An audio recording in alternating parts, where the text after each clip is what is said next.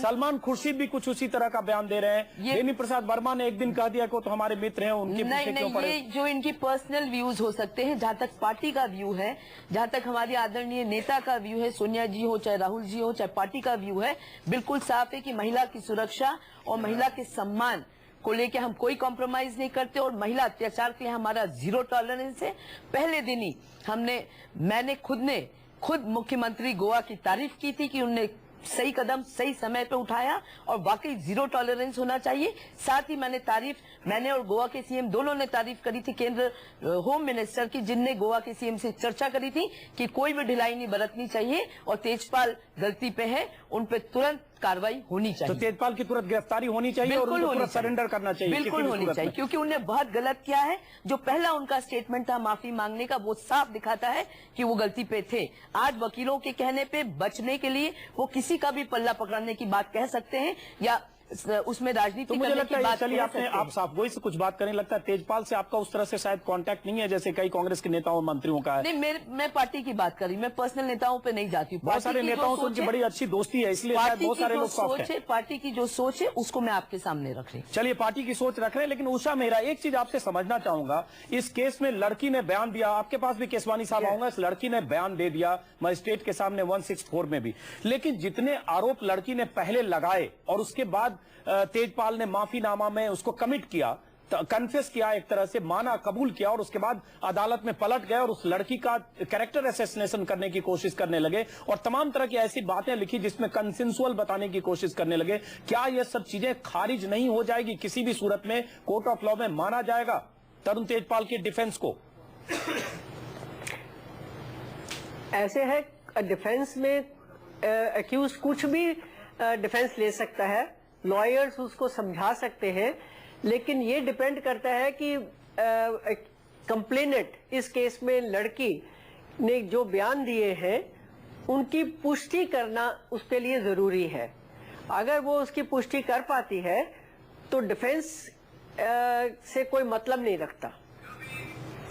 तो वो पुष्टि कर दी है जैसा कि बता रहे हैं केसवानी साहब, उसको प्रूव करने पड़ेंगे। पीड़ित लड़की के वकील है हमारे साथ श्याम केसवानी साहब मुंबई से। श्याम केसवानी साहब, 6 पेज का एक उस लड़की का ईमेल है जो उसने लिखा था तरुण तेजपाल के लिए शोमा चौधरी को, जिसमें तमाम एलिगेशन सिलसिलेवार है। मैं सिर्फ ये समझना चाह रहा हूं, तमाम जो आरोप, जो इंसिडेंट, घटना जो लिफ्ट में 2 बार जो उस लड़की के साथ उस गोवा में हुआ, वो सारी घटना का सिलसिलेवार उसी तरह से उसने बयान दे दिया है। देखो भैया, आज उसने वही बयान जरूर दिया होगा। वो उसने अपना बयान अगर बदलती रहेगी तो फिर ये समझिएगा कि केस की हो गई छुट्टी। उसने जरूर वही बयान दिया होगा जो कि उसने पहले बयान दिया था, जो कि उसने पुलिस के पास बयान दिया और जो कि आज उसने मैजिस्ट्रेट के सामने कहा होगा। अब इस केस को पॉलिटिसाइज करने की कोई जरूरत नहीं है। बिल्कुल सही कहा। आज अगर एक चोर भागते हुए पकड़ा जाता है तो वो ये नहीं कहेगा अरे भाई कांग्रेस वालों ने मुझ पे खोटा इल्जाम लगाया, जब बीजेपी ने खोटा इल्जाम लगाया या मुलायम सिंह यादव ने मुझ पे खोटा इल्जाम लगाया। अरे तूने चोरी की है, तू रंगे हाथों पकड़ा गया है, अब चल कोर्ट में अपना बचाव करना है जो करना, बैठ के। बहुत सही कह रहे हैं आप, बहुत साफ गोई से आप कह रहे हैं केसवानी साहब, ये बात जो कह रहे हैं बहुत सही है। जिस ढंग से, शर्मनाक ढंग से तरुण तेजपाल ने बाद में कोर्ट में जो उनकी तरफ से जो अग्रिम जमानत के लिए जो पिटीशन गया, उसमें जो बातें उन्होंने कही बहुत शर्मनाक है। पता नहीं आपको पता होगा, जिसमें उन्होंने उस जो कुछ घटना हुई उसको the nature of the said meeting, उसको मीटिंग उन्होंने कहा। उसके अलावा कुछ वर्ड्स ऐसे यूज किए जो एकदम कंप्लीटली डिफेमेटरी है, कंसेंसुअल बताने की कोशिश की। देखिए, ये हिंदुस्तान में यही होता है, जब कोई रेप करते पकड़ा जाता है या अपराधी अपने आप को बचाने के लिए हमेशा लड़की का ये तो कैरेक्टर असैसिनेशन करता है या ये बताने की कोशिश करता है कि सहमति थी जिससे कि वो कानून से बच जाए।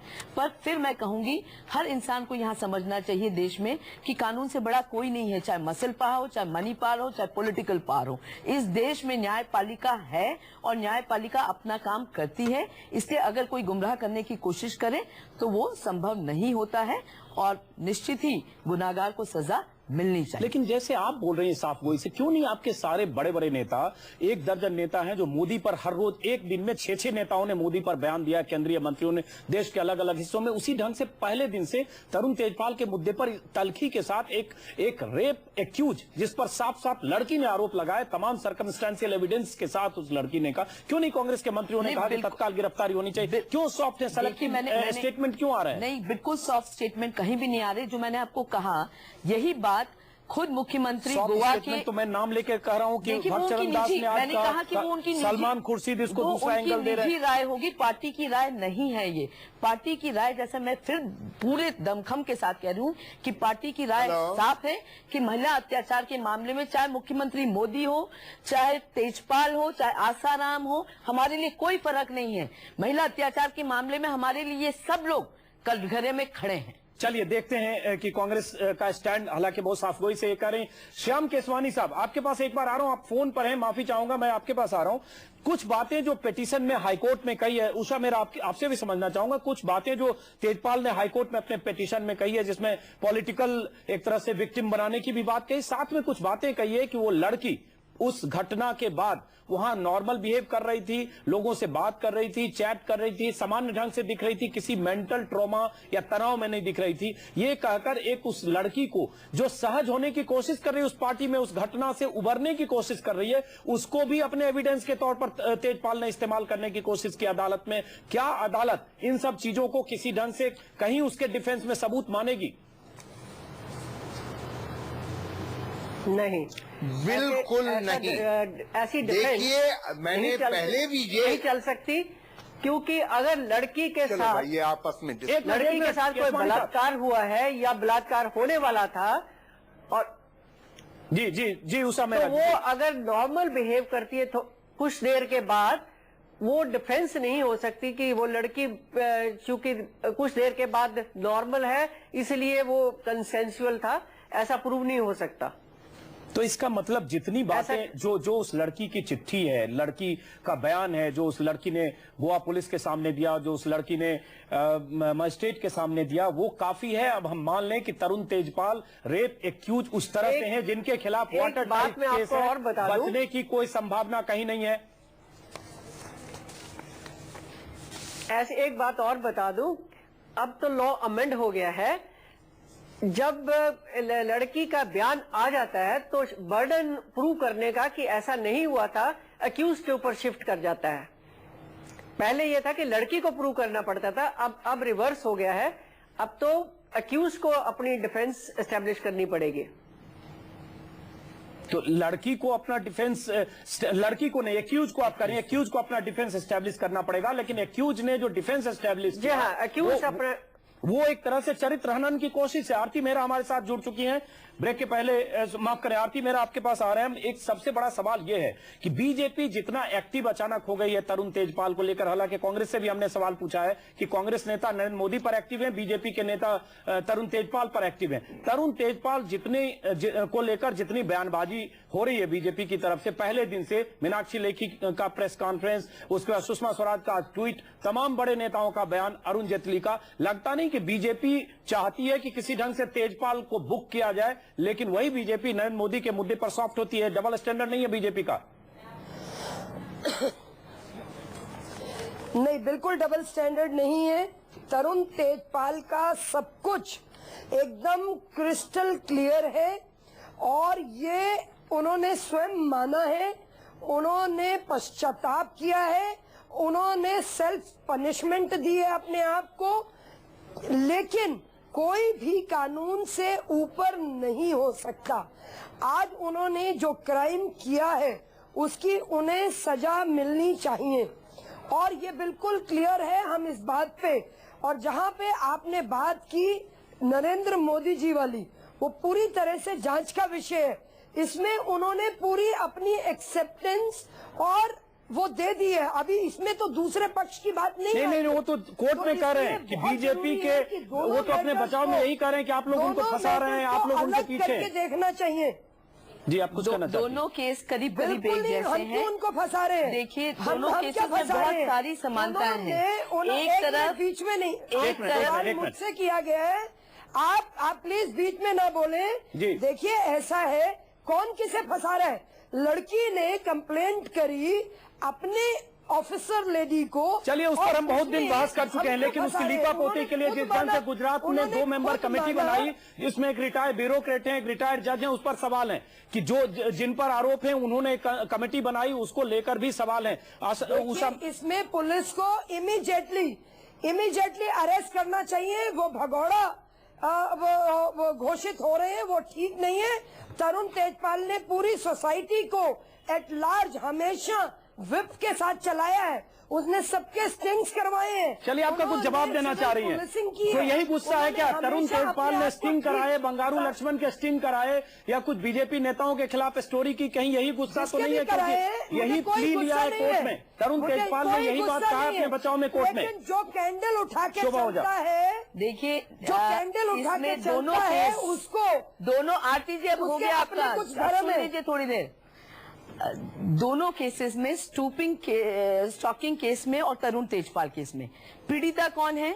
महिला है। एक तरफ महिला के साथ रेप हुआ, एक तरफ महिला के साथ जासूसी हुई। एक केस में, दोनों केसेस में दोनों ने कोशिश करी बचने की, दोनों ने इंटरनल कमेटी बनाने की कोशिश करी। तरुण तेजपाल केस में तहलका ने एक इंटरनल कमेटी बना के रफा दफा करने की कोशिश करी केस को, जिसमें वो सक्सेसफुल नहीं हुए। बहुत अच्छा हुआ कि एफआईआर लॉन्च हुई और अब सब जुडिस है पूरा मामला, और इसलिए सजा मिलेगी, इस बात का देश को विश्वास है। दूसरे केस में तहलका जासूसी कांड में इंटरनल कमेटी बना दी, जिसकी कोई जासूसी कांड, जी जासूसी कांड में इंटरनल कमेटी बना दी, जिसकी कोई लोकल स्टैंडर्ड नहीं है, क्योंकि दोनों केस में बहुत फर्क है। जिस तरह से भारतीय जनता पार्टी ने पूरा तरुण तेजपाल केस, जो कि एक निजी केस है, एक सेक्सुअल असॉल्ट का केस है, उस पे राजनीति कर रही है, उसको राजनीतिक बना रही है। और दूसरी तरफ जो स्टॉकिंग केस है, गुजरात का जो जासूसी कांड है मोदी का, उसको निजी बता रही, जो कि नहीं, यही डबल स्टैंडर्ड आपका भी है। फिर नहीं, हमारा शोभा, जब जासूसी कांड होता है तो 4 महिला नेता संडे को आकर रविवार को एक साथ प्रेस कॉन्फ्रेंस करती हैं, और हर रोज 6-6, 10-10 नेताओं के बयान आते हैं। सबसे पहला प्रदर्शन कैंडल लाइट मार्च महिला कांग्रेस ने तरुण तेजपाल पे किया, उसी तरह हमने मोदी की। लेकिन आप हर समय जब तरुण तेजपाल हम तो चाहते हैं तरुण तेजपाल पे तुरंत कार्रवाई, लेकिन तरुण तेजपाल का नाम लेते ही आप राइडर लगाती हैं कि हमारे लिए दोनों बराबर है। तरुण तेजपाल की जांच हो तो मोदी की भी जांच होनी चाहिए। यहाँ पूरी सरकार ने एक महिला पे जासूसी करी, सरकार यहाँ फॉल्ट पे है, सरकार ने मौलिक अधिकारों का हनन किया है। यहाँ एक व्यक्ति ने एक महिला के साथ रेप करने की कोशिश करी, वहाँ व्यक्ति है, व्यक्ति और यह चाहे सरकार है, उसी पे हम आ रहे हैं। लेकिन ये देखिए, ऐसा दोनों मुद्दे को एक साथ करके आप कई बार डाइल्यूट कर रही हैं, क्योंकि आप दोनों को मिला, दोनों अलग अलग मुद्दे, दोनों अलग नहीं है भाई साहब, दोनों अलग नहीं है, दोनों में अधिकारों का हनन हुआ और महिला के साथ अत्याचार हुआ है। आरती मेहरा को कहना चाहिए, वही मैं कह रहा हूँ, मुद्दे दोनों अलग अलग है, लेकिन चलिए दोनों सेलेक्टिव है। आरती बीजेपी बात करती है तो मोदी पर नहीं, वो तेजपाल पर बात करना चाहती है। आप बात करती हैं तो आप तेजपाल से ज्यादा मोदी पर अटैक करते हैं, दोनों कनेक्ट करती हैं। भारतीय जनता पार्टी का असली चेहरा दिखाना चाहते हैं कि मोदी पे क्यों नहीं उन्होंने कहा कि मोदी पे भी एफआईआर दर्ज होनी चाहिए। चलिए, लेकिन हम चाहते हैं कि हर वो व्यक्ति जो महिला अत्याचार करता है उसको सजा मिलनी चाहिए और 0 टॉलरेंस होना चाहिए।